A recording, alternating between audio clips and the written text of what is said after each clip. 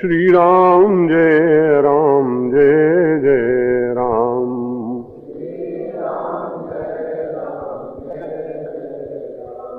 श्री राम जय राम जय जय राम।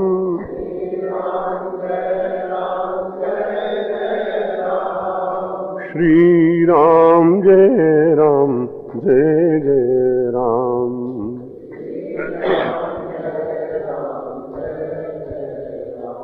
भगवान के बाल सौंदर्य का कल हम सब लोग वर्णन श्रवण कर चुके हैं।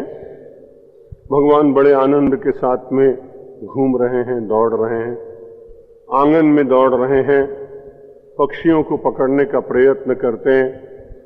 बहुत आनंद में प्रसन्न होकर दृष्ट्वा दशरथो राजा कौशल्या मुमुदे तदा भोक्ष्यमाणो दशरथो राममेहीति चासकृत।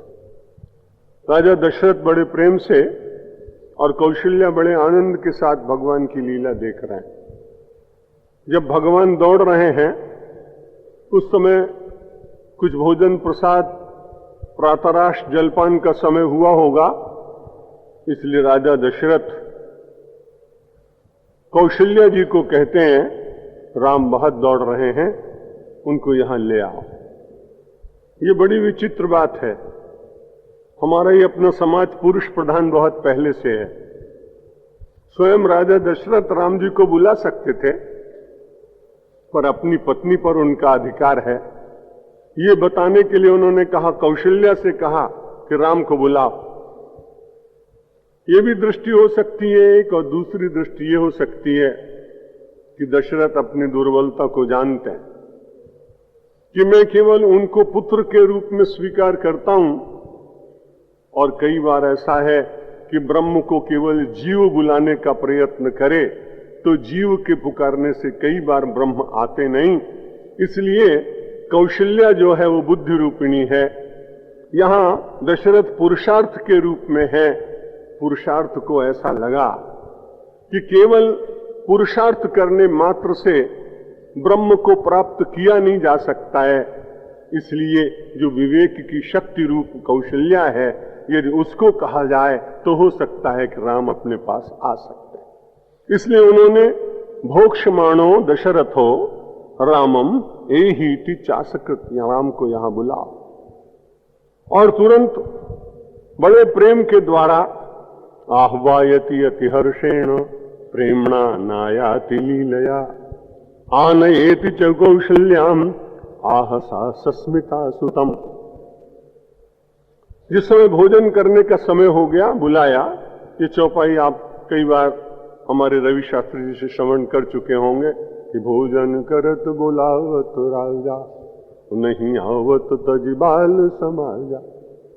जैसे आजकल के बच्चों को अपने मित्रों के साथ मैत्री करते समय आनंद की अनुभूति होती है और माता पिता उसे बुलाएं तो जल्दी बच्चा छोड़ता नहीं अपने मित्रों को। यही मानसिक स्थिति जब अवतार बनकर भगवान आते हैं तो उनकी भी होती है।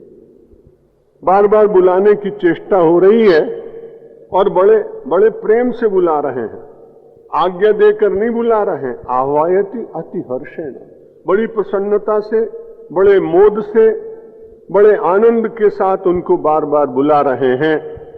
लेकिन भगवान श्री राम न आती, भगवान आते नहीं हैं, लीला कर रहे हैं। फिर से दोबारा कहा जाता है आनयेति च कौशल्याम आहसा सस्मिता सुतम। वो फिर से कहती, राम तुम्हें चलो, तुम्हें राम चलो। इसके बाद राजा दशरथ कहते, ऐसे नहीं आएगा, इसको तुम पकड़ के ला। अब जब माता पकड़ने के लिए चलती है, ये बड़ी बात कई बार होती है। आप देखें कि पुरुषार्थ करने वाला कई बार अहंकार की सीमा में जब चला जाता है तब वो बुद्धि को आज्ञा देता है। सारे संसार में नियम है कि हमारे जितने कर्म होने चाहिए वो बुद्धि की प्रेरणा से होने चाहिए, और बुद्धि भी परमात्मा की साधना करने के द्वारा शुद्ध होनी चाहिए, और उस शुद्ध बुद्धि से प्राप्त प्रेरणा के द्वारा कर्म का संचालन होना चाहिए। लेकिन राजा दशरथ बुद्धि रूपी कौशल्य को आज्ञा देते हैं कि इसको पकड़ लाओ। पुरुषार्थ को ऐसा लग रहा है कि मैं अपने पुरुषार्थ के द्वारा बुद्धि को आज्ञा देकर और ब्रह्म को अपने भीतर बिठा सकूंगा।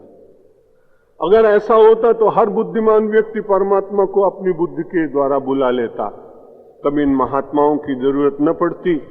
इस देश के 200 विश्वविद्यालयों के दर्शन विभाग के जितने प्राध्यापक हैं वो सब लोग भगवान को अपने पास बिठा लेते, फिर तपश्चर्या करने की जरूरत ही क्या? बिना साधना के, बिना मन शुद्ध हुए, बिना अहंकार को गलित किए कोई परमात्मा को पकड़ सकता नहीं।